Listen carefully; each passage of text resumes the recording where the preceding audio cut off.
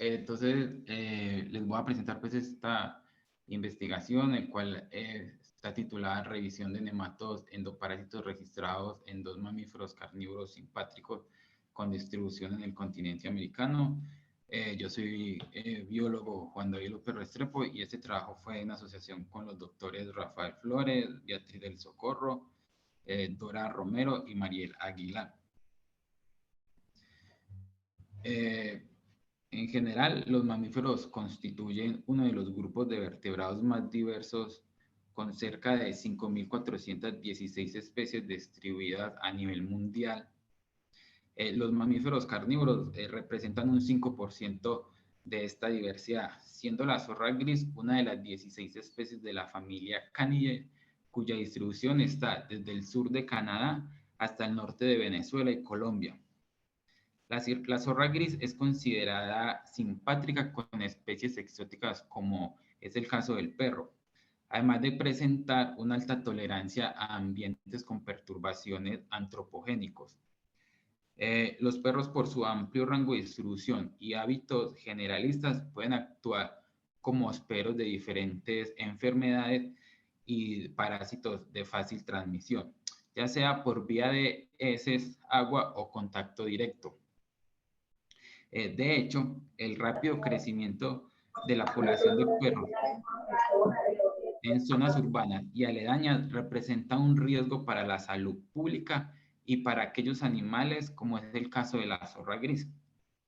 Entre las enfermedades parasitarias en mamíferos destacan las provocadas por nematodos endoparásitos, mismas que tienen gran relevancia al estar relacionados con la dinámica, el estado de la salud, permanencia, el éxito reproductivo, sobrevivencia de las poblaciones de animales silvestres. De hecho, las enfermedades parasitarias pueden ser una de las causas más significativas de mortalidad de las especies silvestres. Es por esto que la presencia de parásitos es un indicador de la salud de los ecosistemas. Entre las principales afecciones causadas por los nematodos endoparásitos a los mamíferos destacan cuadros de gastroenteritis, úlceras, debilitamiento, diarrea, pérdida de peso, alteración de los valores hemáticos, daños de órganos como el corazón, pulmones, intestinos y finalmente pudiera llegar a darle muerte al individuo. Por lo que es importante realizar estudios de los nematodos endoparásitos en especies como la zorra gris y el perro, lo cual les traslapan sus patrones de actividades y están estrechamente emparentados, lo que hace a la zorra gris una especie propensa al contagio de nematodos endoparásitos. Estos estudios permiten generar estrategias de conservación y control de hospedador, además de la identificación de las especies compartidas y zonas de alto contagio. Sin embargo, a la fecha no existe una revisión sistemática que agrupe las investigaciones realizadas en este contexto para estas dos especies. Por esta razón, el objetivo de este trabajo es realizar una revisión bibliográfica sobre el registro de nematodos endoparásitos en dos especies de mamíferos carnívoros simpátricos, Urontium sino-argenteus, la zorra gris, y Canis familiaris, los perros, para el continente americano. Y para ello desarrollamos estos objetivos específicos, el cual es describir cuáles especies de nematodos endoparásitos han sido reportados para la zorra gris y para el perro en el continente americano y cuáles son más frecuentes. Además de evaluar si entre especies de mamíferos hay especies de nematodos endoparásitos compartidas. Evaluar también si el número de especies de nematodos endoparásitos registrados varía entre año de publicación y la ubicación geográfica del estudio. Y por último, conocer si existe una asociación entre el tiempo, año de publicación y el número de especies de nematodos endoparásitos registrados. Por esto se realizó una revisión exhaustiva de literatura en artículos científicos, notas, trabajos de grados, tesis, informes técnicos, libros. Y toda esta búsqueda se realizaron mediante uso de bases de datos bibliográficos en línea con los motores de búsqueda como Scopus, Web of Science, Google Scholar, PubMed, entre otros, usando palabras clave tanto en inglés como en español. Bueno, en esta diapositiva se puede observar la lista de especies de nematodos endoparásitos que han reportado la literatura, encontrándose 32 especies para la zorra gris y 18 para el perro. Encontramos un total de 78 trabajos de nematodos endoparásitos para el continente americano. Para la zorra gris se encontraron 25 trabajos y para el perro 53 trabajos. Identificamos que existe un mayor número de nematodos endoparásitos reportados para la zorra gris que para el perro, a pesar de que para este último existe más del doble de trabajo sobre el tema que para la zorra gris. Esto puede deberse a que la gran mayoría de estudios sobre perros se concentran en perros domésticos, ya que identificamos que la mayoría de las muestras son tomadas en jornadas de vacunación o de desparasitación, así como en muestras obtenidas de centros de veterinarios. Por lo que es de esperar que estos perros cuenten con esquemas de vacunación y de desparasitación actualizados. También hay que resaltar que existe un sesgo en los estudios respecto a aquellos perros callejeros o ferales, lo cual puede ocasionar que hasta ahora se ha identificado un menor número de especies comparada con los cánidos de vida libre.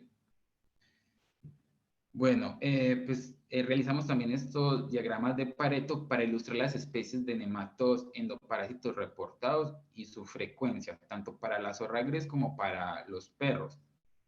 En los gráficos se representan las especies de nematodos ordenados de la más frecuente a la menos frecuente. Además, la frecuencia relativa acumulada se observa en la línea punteada de color verde.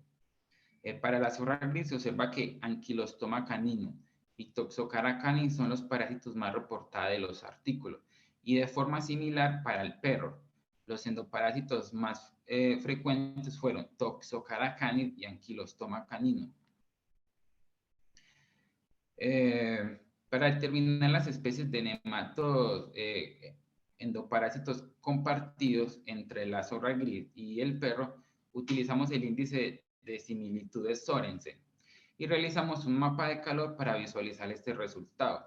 El índice de Sorensen obtuvo un valor de 0.55, lo que indica que las especies de nematodos endoparásitos presentes en ambas especies de carnívoros simpátricos son muy similares. Entre las dos especies de carnívoros comparten 14 especies de acuerdo con lo reportado. Bueno, al lado izquierdo se puede observar el mapa de calor que ilustra las especies que se encuentran en común para la zorra gris y para el perro, así como la frecuencia con la que se encontraron en todos los estudios. Los colores más claros indican baja frecuencia y los colores más oscuros una alta frecuencia. Se puede observar que Ankylostoma canino y Toxocara canis son las especies de nematodos endoparásitos que fueron más reportados en todos los estudios para ambas especies de mamíferos carnívoros. Esos parásitos son comunes en miembros de la familia Canidae. Diversos estudios desarrollados en España, Bolivia y Brasil han reportado altas frecuencias de nematodos endoparásitos de los géneros Toxocara, Ankylostoma, Toxascaris y Trichuris, en cánidos silvestres como el aguará, el zorro culpeo, el zorro cangrejero, el zorro rojo y el lobo gris. Algunos de estos parásitos pueden contagiar a los seres humanos y los perros facilitan la transmisión de estas enfermedades parasitarias desde animales silvestres hasta el ser humano.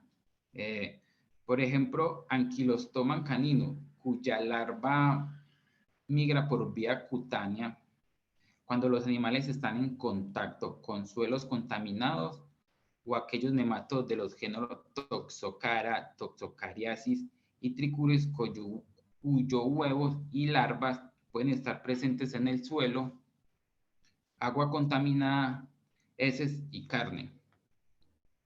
Eh, eh, bueno, estas gráficas abarcan los estudios de nematodos endoparásitos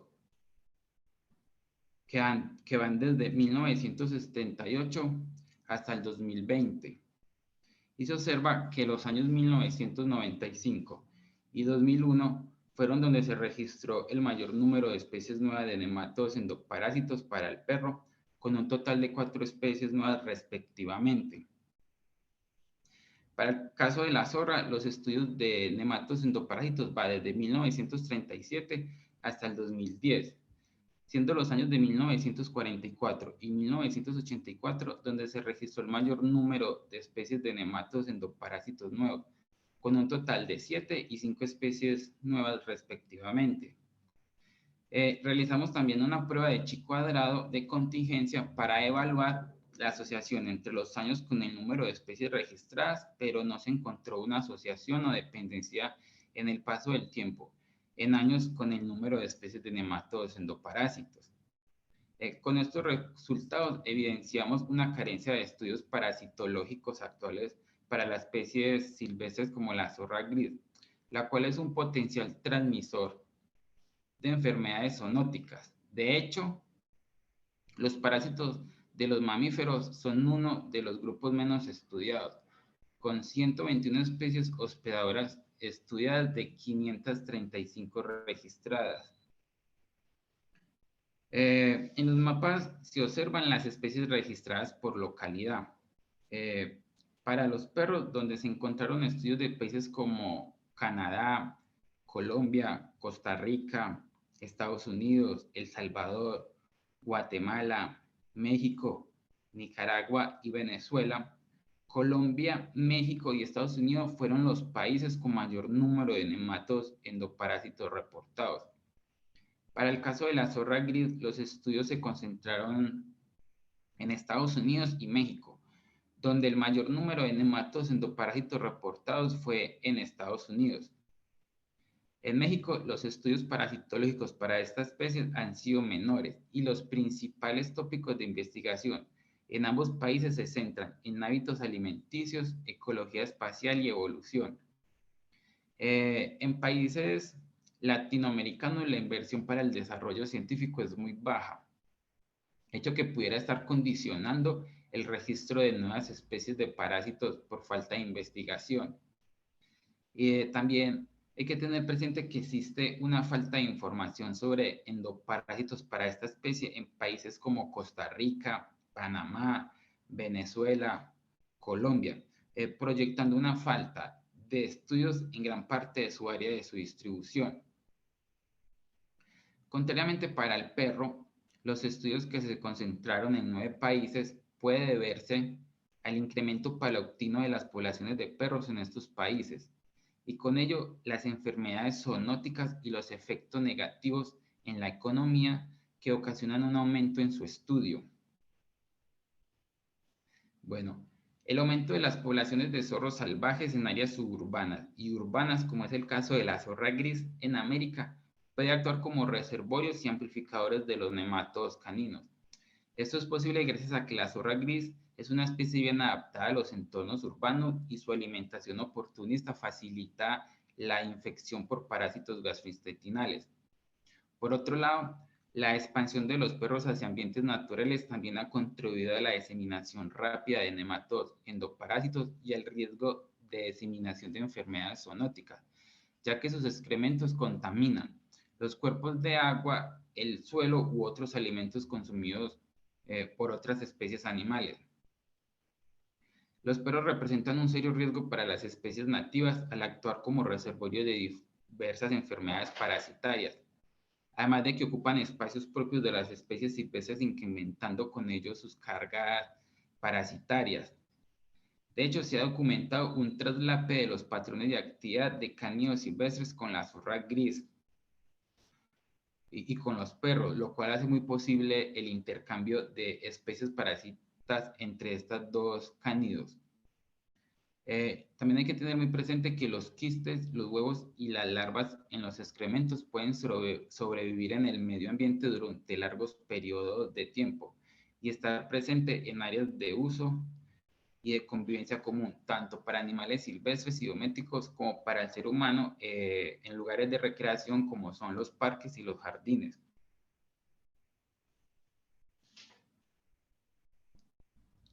Eh, ya de manera de conclusión, para el continente americano, hasta la fecha se ha reportado 32 especies de nematodos endoparásitos para la zorra gris y 18 especies para el perro. Encontramos que la zorra gris y el perro tienen nematodos endoparásitos similares, lo cual podría ser un indicio de que se pueden compartir al tener áreas de distribución simpátricas, siendo por orden de importancia Ankylostoma caninum y Toxocara canina las más comunes y con un potencial zoonótico. También que se requiere más investigación para evaluar el papel de los perros como fuentes potenciadores de patógenos nuevos o amplificadores de patógenos existentes para la vida silvestre y acerca de las afecciones que estos patógenos pueden ocasionar en la vida silvestre. Y también identificamos un gran vacío en la información sobre los nematodos endoparásitos y en general sobre la fauna parasitaria para la zorra gris y su función como reservorio o fuentes de brotes de parásitos en gran parte de su distribución. Bueno, finalmente, pues esta es la bibliografía que apoya toda esa información que les acabo de mencionar. Y pues muchas gracias y me disculpan por estos inconvenientes técnicos que tuve. Estoy abierto a todas las inquietudes, preguntas o recomendaciones que tengan.